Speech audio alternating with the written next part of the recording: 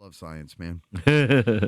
Okay, this one comes from New Atlas. A radical hydrogen boron reactor leapfrogs current nuclear fusion tech. That sounds promising. It sure does, right?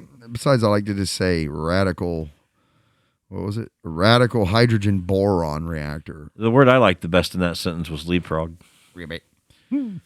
Quote, we are sidestepping all of the, did I? Yeah, okay. We are sidestepping all the significant challenges that have held fusion energy back for more than half a century, says the director of an Australian company that claims its hydrogen boron fusion technology is already working 1 billion times better than expected. 1 billion's a lot of times. Yes, it is. That's a whole bunch of times more. HB11 Energy is a spin-out company that originated at the University of New South Wales, and it announced today a swag of patents through Japan, China, and the USA, protecting its unique approach to fusion energy generation. Well, it seems like they're for real. Mm-hmm. Fusion, of course, is the long-awaited, clean, safe, theoretical solution to humanity's energy needs. It's how the sun itself makes the vast amounts of energy that have powered life on our planet up until now, where nuclear fission, the splitting of atoms to release energy, has proven incredibly powerful, but insanely destructive when things go wrong. Well, that's not entirely true. Not anymore. Yeah. That's not why, with the newer generation. Even fission reactors are way safer. Yeah, and we've talked about that. That's why I thought this would be a good article, because it sounded like they were saying it was ahead of that stuff even. Well, fusion absolutely would be, as the next step up on like sort of the nuclear scale, I think would be the right way to go. However, it may be a panacea. It may be something that ultimately becomes unattainable.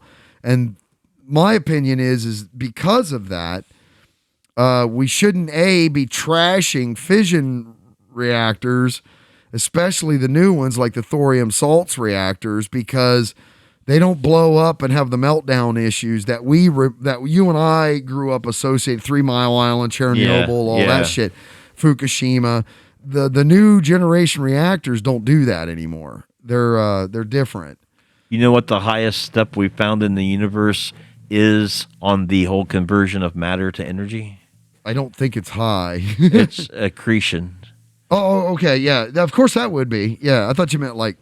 Well, he's talking about fusion and then fission, and you said steps and stuff, and it just made me think accretion would be the highest layer that you could go. Yeah, that's the destruction of matter into information, right? Well, accretion disks are what are found around singularities, right? So essentially, yes. So that's really ripping shit apart. Yeah, like efficiently. Fusion promises reliable, safe, low-cost green energy generation with no chance of a radioactive meltdown. It's just always been 20 years away from being 20 years away. A number of that's true. That's true. A number of multi-billion-dollar projects are pushing forward slowly. From the Max Planck Institute insanely complex Wendelstein ZX Stellarator 7X. 7X. Said I don't know if that makes any difference. No, hey, it's there's a big difference between a Z and a 7. The 7X.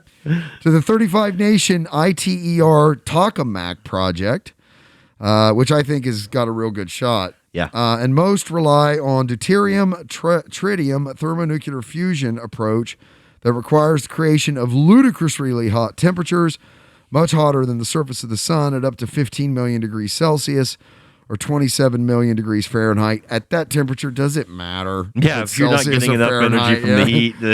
This is where the HB11's tech takes a sharp left turn.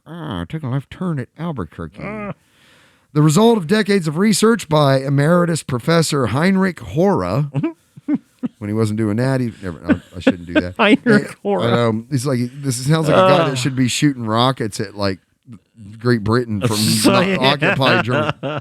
Anyway, I went there. HB11's approach to fusion does away with rare radioactive and difficult fuels like tritium altogether, as well as those incredibly high temperatures.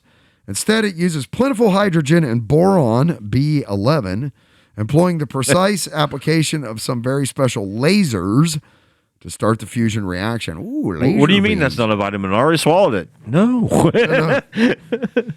You're going to die. Yeah, I don't need that B11. You're going to grow an arm out your forehead. Here's how HB11 describes its, quote, deceptively simple approach The design is a largely empty metal sphere with a modestly sized HB11 fuel pellet. This is starting to sound It's like held what in they the had at center. Area 51 that we were talking about. Little triangle and there's a sphere, And then anti-gravity. yeah. Suddenly you get energy. So maybe they were right. Fucking who knows, right? With apertures on different sides for the two lasers. One laser establishes the magnetic containment field for the plasma, and the second laser triggers the avalanche fusion chain reaction. The alpha particles generated by the reaction would create an electrical flow that can be channeled almost directly into an existing power grid with no need for a heat exchanger or steam turbine generator. That is what that UFO was running on, essentially. They got the wrong fuel. What's his name there? Who's the guy that... Bob Lazar? Bob Lazar. Is it bad that I know Bob Lazar? It was Bob Lazar. Like all those other people. Bob was right. He was. Bob was right, man. We got to call Bob We and need apologize. a T-shirt that says Lazar was right. Lazar and the Lasers. Lasers. Anyway, Lazar was right. Lazar was right. I'm going to get that T-shirt. Tic Tac UFOs. HB11's managing director, Dr. Warren McKenzie, clarifies over the phone, quote, "A lot of fusion experiments are using the lasers to heat things up to crazy temperatures. We are not. We're not doing that. We're not doing that. We're using the lasers to massively accelerate the hydrogen through the boron sample using nonlinear force." Whatever the fuck that means. I guess. Yeah. You could say that we're so using... vertical force? Non-linear? Wait. Linear would be... Linear would be straight. Non-linear would be curved somehow. I'm just saying. So you could say we're using the hydrogen as a dart and hoping to hit a boron.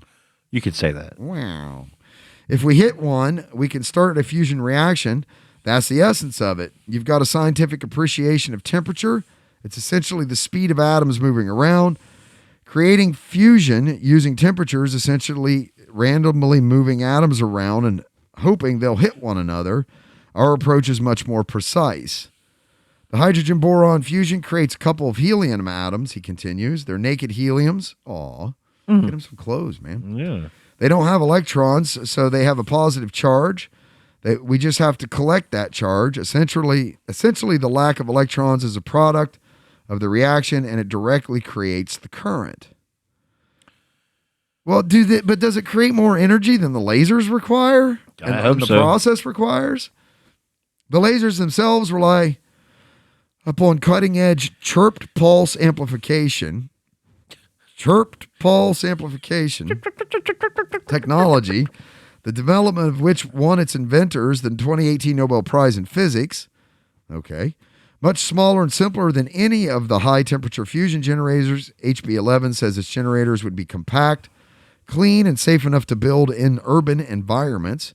There's no nuclear waste involved, no superheated steam, and no chance of a meltdown. That's the same with third and fourth gen fusion. There's no, fission. There's no high-pressure stage, so they don't explode. Quote, "This is brand new. Professor Hora tells us the 10 petawatt power laser pulses." That's a lot. A petawatt? A what? That's above a gigawatt or a terawatt. It's been shown that you can create fusion conditions without hundreds of millions of degrees. This is a completely new knowledge. I've been working on how to accomplish this for more than 40 years. It's a unique result. Now we have to convince the fusion people it works better than the present-day 100 million degree thermal equilibrium generators. We have something new at hand to make a drastic change in the whole situation. A substitute for carbon as our energy source, a radical new situation, and a new hope for energy and the climate. They'll be going to those other guys and saying, put that 1980s shit down. Well, it makes you wonder, right? I mean, I keep saying this. If we just could make it 20 more years, folks, before we all kill each other or die from the die virus off or what the fuck ever, things could get really, really good. Like really good. And then when you asked me earlier if I thought anything was changing or ending, it made me think of like, are you asking me if I think that this is the apocalypse, which I realized you weren't at a minute, but the one thing that would make me think that this was the apocalypse was that if it happened right before the brink of all these technological wonders that we're Right. about to achieve. Wah, wah, wah. Wah. Yeah, none for you, fuckheads. You couldn't wait a No. minute longer. Couldn't wear that mask at Kroger's, you fucker. Yeah, you had to fucking kill everyone.